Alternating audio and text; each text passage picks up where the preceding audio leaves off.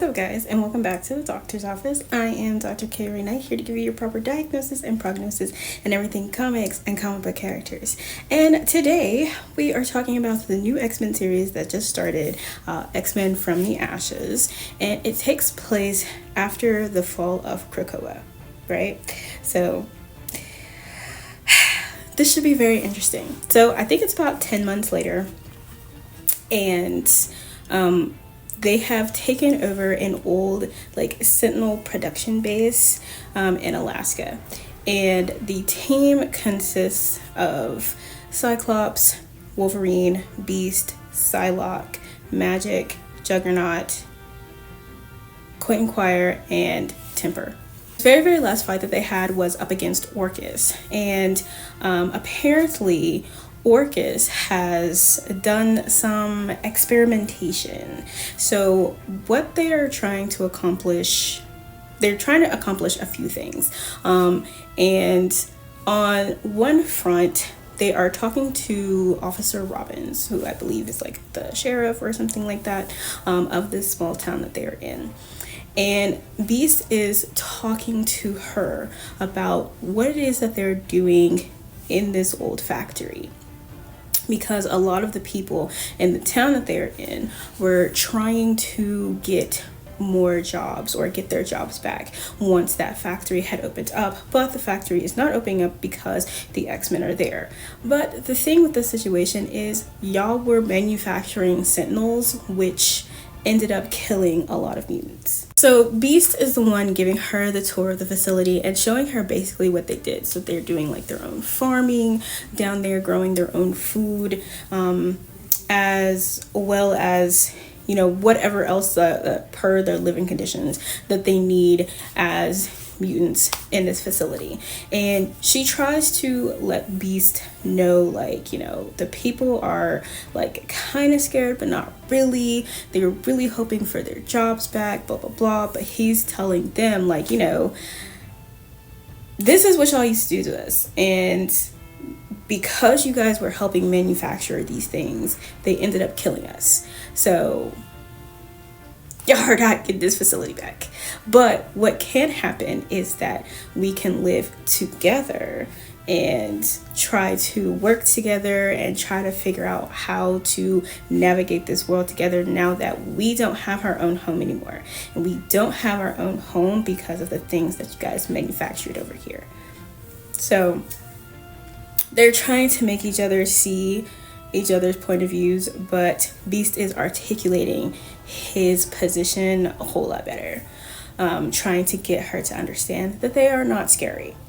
While he's trying to get them to understand that they are not scary, who shows up to scare her other than none other than Magneto in his stupid fucking chair. And he comes to tell her that they should be feared and that these are his students and blah blah blah, these are his people and that they should be afraid of them. And of course she has her hand on her gun because he's scaring the shit out of her. And Beast even makes that he's she has her hand on her gun. Why do you think that is? He's because you're scaring her, Madness. Be serious. While all of that is happening, the team has gone out because they are getting a signal saying that there are 5 new mutants that have popped up, and they've come up with this plan to help them rescue them and get them back to their base. And they're also trying to rescue Wolverine because Cyclops has sent Wolverine to this place to help them or talk to them to try to bring them back to where they were at this old factory, only for his signal to be lost, and then they get a cry for help from him. So they're going to go handle that situation. When they get there, mind you, I just really think that it's really funny. Juggernaut and Magic have this brother-sister bond, which is hilarious. Their bond together is so funny, and it doesn't feel forced at all. And then of course you have Quentin Quire and Aya, who are exes, but they're on the team together, and her field name in this is actually Temper. And Quentin is being an ass about this because he barely knows what's going on. He wasn't paying attention to the briefing or anything like that. And so, you know, when this whole situation happened, Scott's like, you've died many times. You should be familiar with this. When they get there, they realize that it's essentially a setup.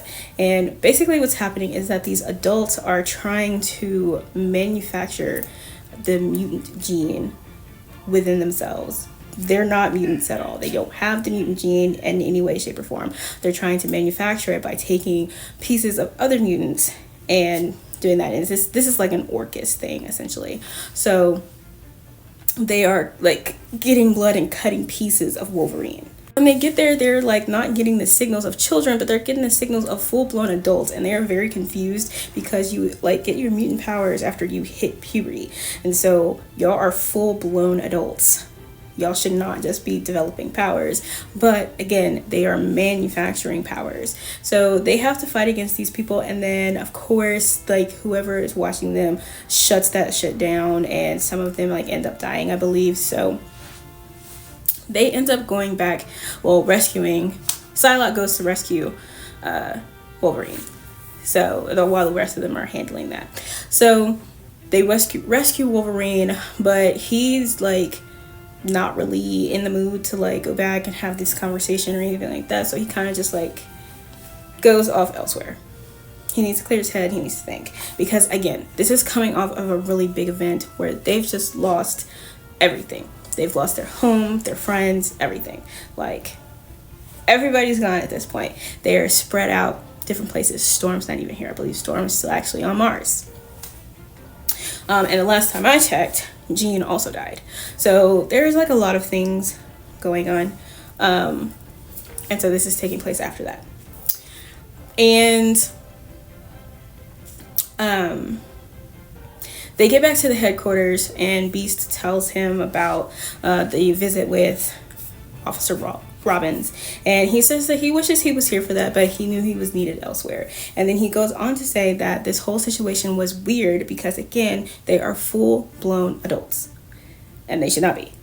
So he basically tells Scott that he thinks that, you know, they're willing to leave them be there in the factory, and he's like, you know, they owe us. So now, I did see in the comment section of some of this comic, some people were saying that they don't owe you anything, and that's absolutely not true.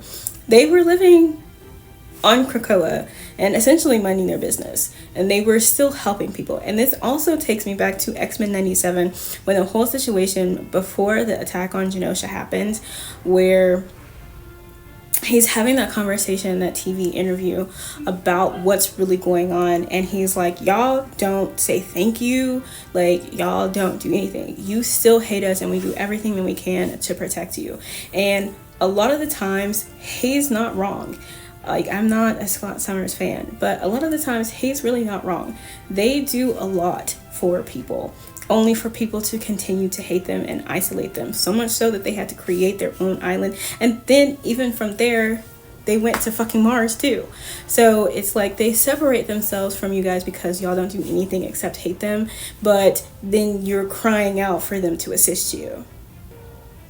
The same thing with like the Avengers. Captain America, every time Captain America approaches the X-Men, it is with prejudice. I don't care.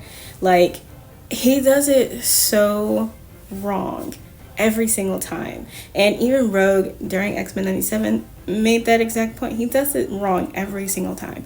And like, if the X-Men and the Avengers get involved in this new, almost rebooted situation going on, I can almost guarantee that if it's Steve Rogers, he's going to go about it all wrong. But because it's Sam, it could go a completely different way. So, you know, here we are. So I did like this book, and I do like how it was a start to the series. I do like Magneto's hatred for Quinn. He said, please tell me he dies on a mission soon. So that was funny. The comedy in it is fun. The characters, how they are now being written is interesting and a nice twist. So I'm hoping to see more. But that is it for this episode, and I will see you guys next time.